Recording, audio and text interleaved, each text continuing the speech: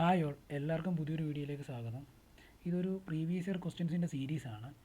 അപ്പം ഇന്നത്തെ ഇതിനകത്ത് ഒരു 50 ക്വസ്റ്റ്യൻസ് നമ്മൾ ഡിസ്കസ് ചെയ്യുന്നുണ്ട്. മിനിമം ഒരു 1000+ ക്വസ്റ്റ്യൻസ് എന്താണെങ്കിലും ഡിസ്കസ് ചെയ്യും. കമ്പനി ബോർഡ് LGS പരീക്ഷ എഴുതുന്നവർക്ക് ഇത് ഒരുപാട് ഉപകാരപ്പെടും. തീർച്ചയായിട്ടും ഇത് ഫോളോ അപ്പ് ചെയ്യാൻ നോക്കുക. എല്ലാ വീഡിയോയും കാണാൻ ശ്രമിക്കുക. വീഡിയോ ഇഷ്ടമാണെന്നുണ്ടെങ്കിൽ എല്ലാവരും സബ്സ്ക്രൈബ് ചെയ്യുക, സപ്പോർട്ട് ചെയ്യുക. അപ്പോൾ നമുക്ക് വീഡിയോയിലേക്ക് കിടക്കാം. ഗാന്ധിജിയുടെ നേതൃത്വത്തിൽ ഇന്ത്യൻ നാഷണൽ കോൺഗ്രസ് നടത്തിയ ആദ്യത്തെ ബഹുജന സമരം ഏതാണ് എന്ന് കണ്ടെത്തുക. അപ്പോൾ ഗാന്ധിജിയുടെ നേതൃത്വത്തിൽ നടത്തിയ ആദ്യത്തെ ബഹുജന സമരം, ഇന്ത്യൻ നാഷണൽ കോൺഗ്രസ് നടത്തിയ ആദ്യത്തെ ബഹുജന സമരമാണ് നിസ്സഹകരണ സമരം. താഴെ പറയുന്നവയിൽ റൗലറ്റ് നിയമവുമായി ബന്ധപ്പെടാത്ത പ്രസ്താവന കണ്ടെത്തുക. റൗലറ്റ് നിയമവുമായി ബന്ധപ്പെടാത്ത പ്രസ്താവനയാണ് ചോദിച്ചേക്കുന്നത്. ഏതാണ്? കോടതി വിധിക്കെതിരെ അപ്പീൽ സ്വീകരിക്കാം. കോടതി വിധിക്കെതിരെ അപ്പീൽ സ്വീകരിക്കാം എന്നത് റൗലറ്റ് നിയമവുമായി ബന്ധപ്പെടാത്ത പ്രസ്താവനയാണ്. പൂനെ സന്ധി ആരുമായി ബന്ധപ്പെട്ടിരിക്കുന്നു? പൂനെ സന്ധി ഡോക്ടർ BR അംബേദ്കറുമായി ബന്ധപ്പെട്ടിരിക്കുന്നു. അപ്പോൾ പൂനെ സന്ധി ആരുമായിട്ട് ബന്ധപ്പെട്ടിരിക്കുന്നു? ഡോക്ടർ BR അംബേദ്കറുമായി ബന്ധപ്പെട്ടിരിക്കുന്നു. ക്വിറ്റ് ഇന്ത്യ സമരനായിക എന്ന് ഗാന്ധിജി വിശേഷിപ്പിച്ചത് ആരെയാണ്?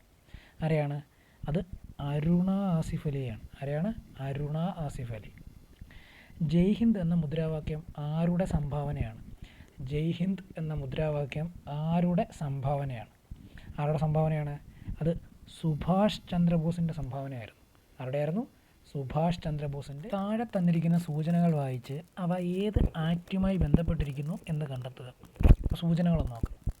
കേന്ദ്രത്തിലും അന്നത്തെ പ്രവിശ്യകൾക്കുമായി അധികാരം വിഭജിച്ചു. 321 വിഭാഗങ്ങളും 10 പട്ടികകളും. ദുർബല വിഭാഗങ്ങൾ, സ്ത്രീകൾ, തൊഴിലാളികൾ എന്നിവർക്ക് പ്രത്യേക മണ്ഡലങ്ങൾ. അപ്പോൾ ഇത് ഇത്രയുമാണ് സൂചനകൾ. അപ്പോൾ ഇതേതാണ്? ഇതിൻ്റെ ആൻസർ ഏതാ വരുന്നത്? Government of India act. അപ്പോൾ ഉത്തരം ഏതാ വരുന്നത്? Government of India act. അടുത്ത ക്വസ്റ്റ്യൻ. താഴെ തന്നിരിക്കുന്നവയിൽ ഇന്ത്യൻ ഭരണഘടനാ നിർമ്മാണ സഭയുടെ സവിശേഷതകളിൽ പെടാത്തത് ഏത് എന്ന് കണ്ടെത്തുക. ഇന്ത്യൻ ഭരണഘടനാ നിർമ്മാണ സഭയുടെ സവിശേഷതകളിൽ പെടാത്തത് ഏതാണ്?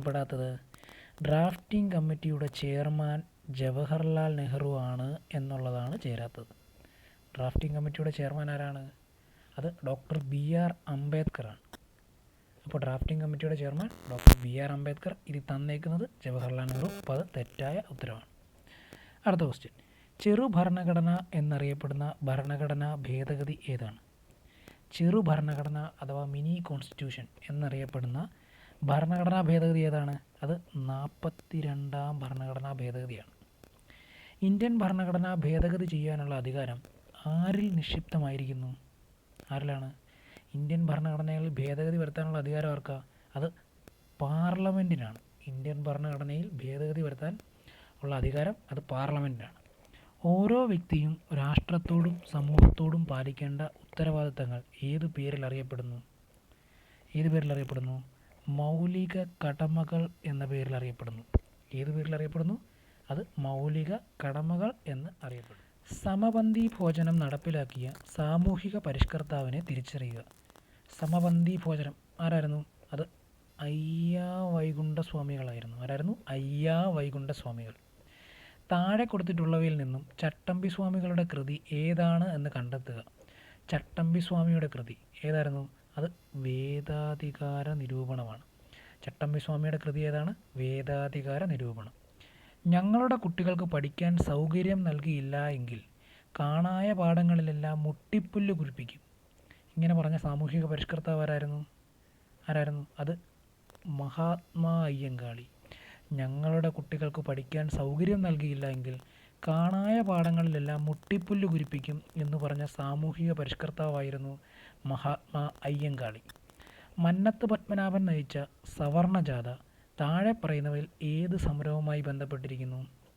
അപ്പോൾ സവർണജാഥ ഏത് സമരവുമായി ബന്ധപ്പെട്ടിരിക്കുന്നു? അത് വൈക്കം സത്യാഗ്രഹവുമായി ബന്ധപ്പെട്ടിരിക്കുന്നു. ഏതുമായിട്ട് ബന്ധപ്പെട്ടിരിക്കുന്നു? വൈക്കം സത്യാഗ്രഹവുമായി. ശ്രീനാരായണ ഗുരു സർവമത സമ്മേളനം നടത്തിയ സ്ഥലം കണ്ടെത്തുക. ശ്രീനാരായണ ഗുരു സർവമത സമ്മേളനം നടത്തിയ സ്ഥലം കണ്ടെത്തുക. അപ്പോൾ എവിടെ വെച്ചായിരുന്നു ശ്രീനാരായണ ഗുരു സർവമത സമ്മേളനം നടത്തിയത്? അത് ആലുവയിൽ വെച്ചായിരുന്നു. അപ്പോൾ സർവമത സമ്മേളനം ആലുവ. എന്താണ് ബന്ധു ക്ലിനിക് പദ്ധതി? ഇതൊരു കറണ്ട് അഫെയർ ചോദ്യമാണ്. എന്താണ് ബന്ധു ക്ലിനിക് പദ്ധതി? എന്താണ് ബന്ധു ക്ലിനിക്? അതിഥി തൊഴിലാളികൾക്ക് വേണ്ടി തുടങ്ങിയ പദ്ധതിയായിരുന്നു ബന്ധു ക്ലിനിക് പദ്ധതി. അപ്പോൾ എന്താണ്? അതിഥി തൊഴിലാളികൾക്ക് വേണ്ടി തുടങ്ങിയ പദ്ധതിയാണ് ബന്ധു ക്ലിനിക് പദ്ധതി. സത്യം, സമത്വം, സ്വാതന്ത്ര്യം. ഇതൊരു മലയാള പത്രത്തിൻ്റെ ആപ്തവാക്യമാണ്. പത്രം ഏതാണ് എന്ന് കണ്ടെത്തുക.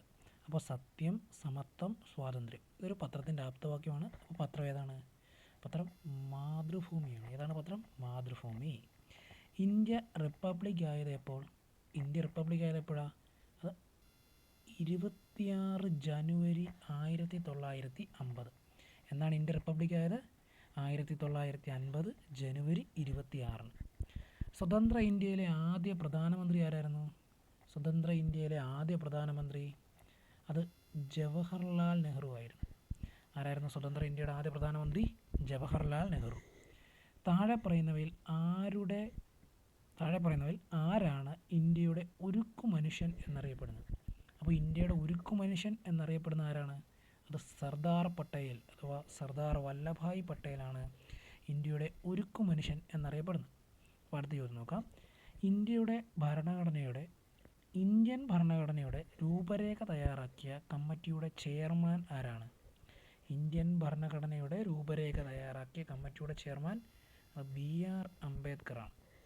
വിദ്യാഭ്യാസത്തെ സാംസ്കാരികവുമായി ബന്ധിപ്പിക്കുക എന്ന ലക്ഷ്യത്തോടെ കേന്ദ്ര സാംസ്കാരിക വകുപ്പ് രൂപീകരിച്ച centre for cultural resource and training എന്ന സ്ഥാപനത്തിൻ്റെ ആസ്ഥാനം എവിടെയാണ്? ഇതൊരു കറണ്ട് അഫെയർ ചോദ്യമാണ്. എവിടെയാണ്? അത് ന്യൂഡൽഹിയിലാണ്. എവിടെയാണ്? ന്യൂഡൽഹിയിലാണ്. ഇന്ത്യയുടെ 52ാമത്തെ സുപ്രീം കോടതി ചീഫ് ജസ്റ്റിസ് ആര്? ഇന്ത്യയുടെ 52ാമത് സുപ്രീം കോടതി ചീഫ് ജസ്റ്റിസ് ആരാണ്?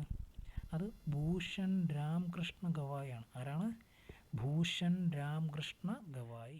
റിസർവ് ബാങ്ക് ഓഫ് ഇന്ത്യയുടെ 26ാമത് ഗവർണറായി ചുമതലയേറ്റത് ആര്? റിസർവ് ബാങ്ക് ഓഫ് ഇന്ത്യയുടെ 26ാമത് ഗവർണർ ആരാണ്? റിസർവ് ബാങ്കിൻ്റെ 26ാമത്തെ ഗവർണർ ആരാണ്? അത് സഞ്ജയ് മൽഹോത്രയാണ്. ആരാണ്? സഞ്ജയ് മൽഹോത്ര. താഴെ തന്നിരിക്കുന്നവയിൽ പ്രാഥമിക മേഖലയിൽ ഉൾപ്പെടാത്തതേത് എന്നാണ് ചോദിച്ചിരിക്കുന്നത്. ഏതാണ്? ഗതാഗതമാണ് പ്രാഥമിക മേഖലയിൽ ഉൾപ്പെടാത്തത്. അടുത്ത ക്വസ്റ്റ്യൻ. കേരളത്തിൽ ആനമല, ഏലമല എന്നീ പേരുകളിൽ അറിയപ്പെടുന്ന ഭൂവിഭാഗം ഏത്? കേരളത്തിൽ ആനമല, ഏലമല എന്നീ പേരുകളിൽ അറിയപ്പെടുന്ന ഭൂവിഭാഗം ഏതാണ്? പശ്ചിമഘട്ടമാണ്. ഏതാണ്? പശ്ചിമഘട്ടം. ഹോർത്തൂസ് മലബാറിക്കസ് എന്ന ഗ്രന്ഥത്തിൽ കേരളത്തിലെ എത്ര ഔഷധ സസ്യങ്ങളെക്കുറിച്ച് വിവരിച്ചിരിക്കുന്നു? ഹോർത്തൂസ് മലബാറിക്കസ് എന്ന ഗ്രന്ഥത്തിൽ കേരളത്തിലെ എത്ര ഔഷധ സസ്യങ്ങളെക്കുറിച്ച് വിവരിച്ചിരിക്കുന്നു? 742 ഔഷധ സസ്യങ്ങളെക്കുറിച്ച് ഹോർത്തൂസ് മലബാറിക്കസ് എന്ന ഗ്രന്ഥത്തിൽ വിവരിക്കുന്നു. സുബ്രഹ്മണ്യ ഭാരതി ഏത് ഭാഷയിലെ സാഹിത്യകാരനാണ്? സുബ്രഹ്മണ്യ ഭാരതി ഏത് ഭാഷയിലെ സാഹിത്യകാരനാണ്? അദ്ദേഹം തമിഴ് സാഹിത്യകാരനാണ്. ഏതാണ്? തമിഴ്. താഴെ തന്നിരിക്കുന്നവയിൽ വാണിജ്യ ബാങ്കുകളുടെ ഗണത്തിൽ പെടാത്തത് ഏത്?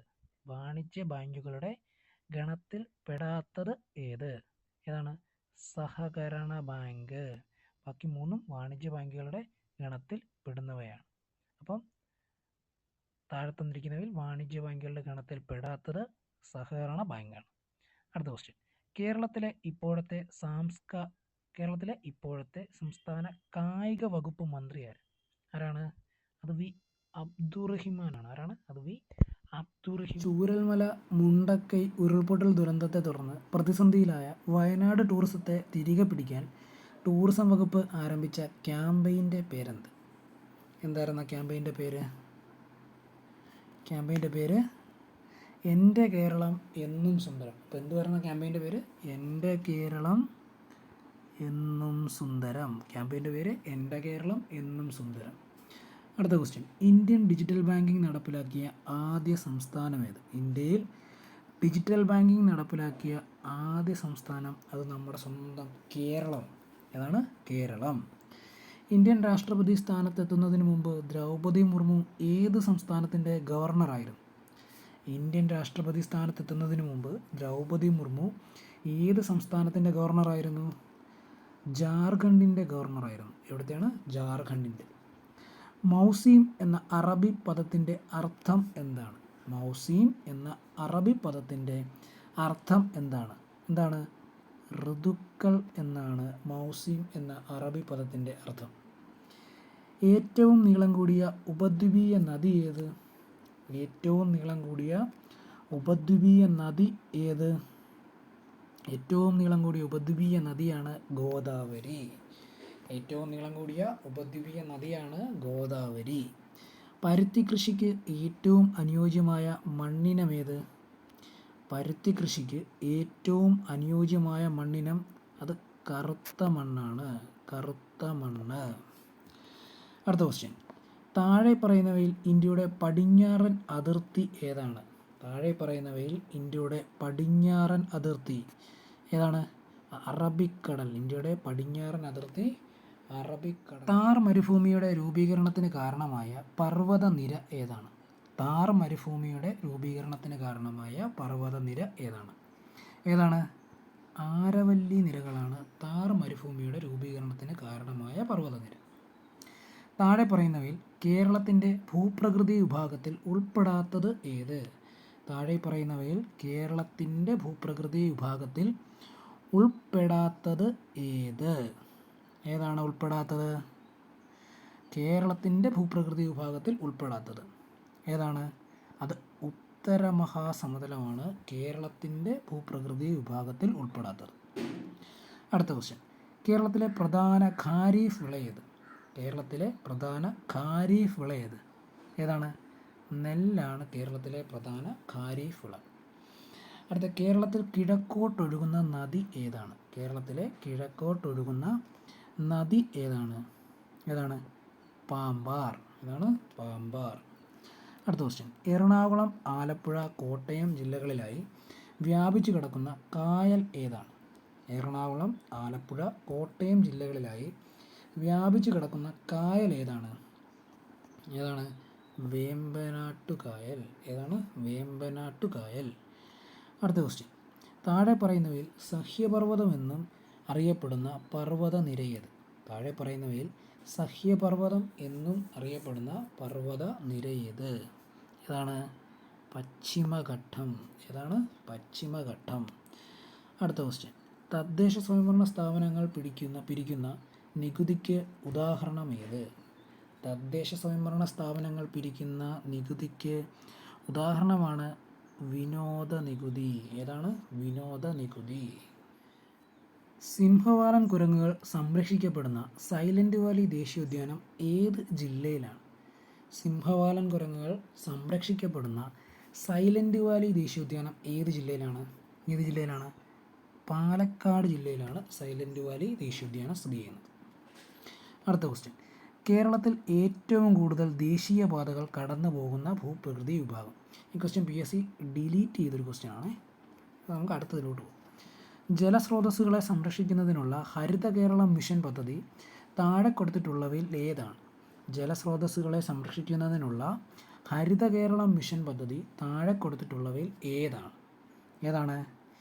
ഇനി ഞാൻ ഒഴുകട്ടെ. ഇനി ഞാൻ ഒഴുകട്ടെ എന്നതാണ് ജലസ്രോതസ്സുകളെ സംരക്ഷിക്കുന്നതിനുള്ള ഹരിത കേരളം മിഷൻ പദ്ധതി. അടുത്ത ചോദ്യം.